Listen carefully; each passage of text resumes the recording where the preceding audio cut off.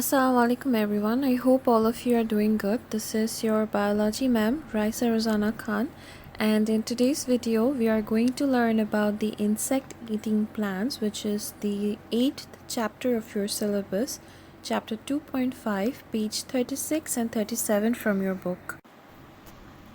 Insect eating plants. Okay guys, so far we have known that plants do not eat other organisms and they make their own food by photosynthesis instead. But this is not it. Report says that jungle plants which traps and eats peoples are not real and they are pure fantasy. However, there are more than 400 types of plants which catch and feed on small animals, especially insects, and in this chapter we will discuss about those plants which eat other small organisms, especially insects. Okay, so why do some plants eat insects? Well, like other plants, insect eating plants have chlorophyll and they have the ability to photosynthesize. Although they are making glucose with the food making process, but the minerals that is needed is not up to the mark, as they live in waterlogged and acid soils which lacks in nitrate. Now, what is this nitrate? Well, nitrate is a chemical rich in nitrogen which is used by the plants to make proteins. And as nitrogen is less in this non-nutritious soil, they get the proteins by eating up the insect.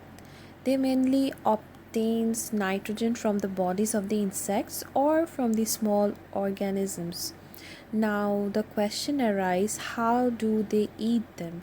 We know that plants do not move from one place to another. They do not walk. So how are they catching up those organisms? Actually, the insect eating plants are very colorful and they are full of scent, and however, by the sugary bait the insects are attracted towards them.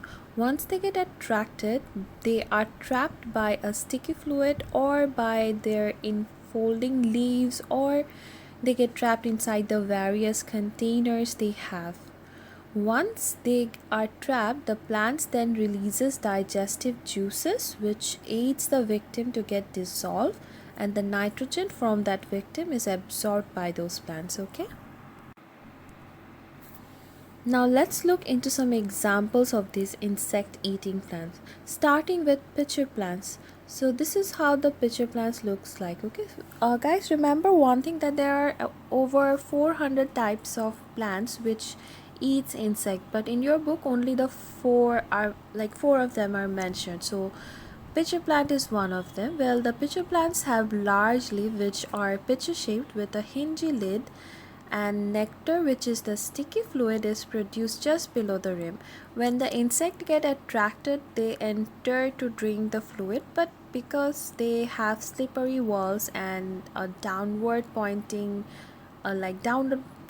hairs, the insect is forced to the bottom of the pitcher and there it is drowned and digested. Alright, next we have the Venus flytrap plants, and the Venus flytrap looks like this. However, their leaves contains hinge lid midribs. Actually, they have a row of spikes around the edge, and because of the spikes, they can easily trap the insect inside them.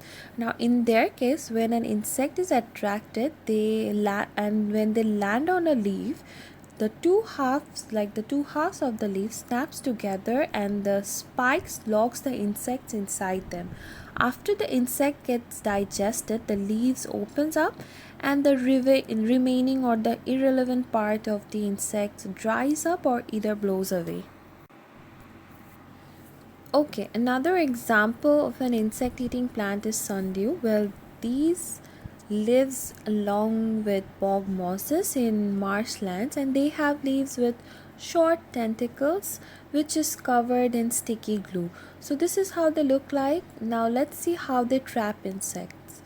Now when an insect gets attracted by the sundew and it lands on a leaf of Sandu, they get stuck and then the tentacles curl over and holds the insect firmly. And then they get trapped inside the Sandu.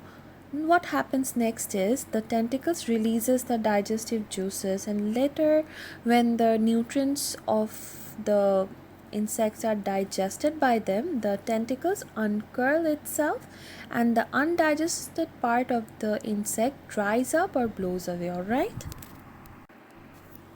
Lastly, we have bladderwort, and this insect eating plant actually has no roots. This is how it generally looks like. They are usually found in moorland ponds where it keeps floating, and they have small bladders inside, and each of the bladder has an opening which is guarded by a trapdoor, and inside the bladder there is less water compared to the outer part. Now, how do they trap their prey?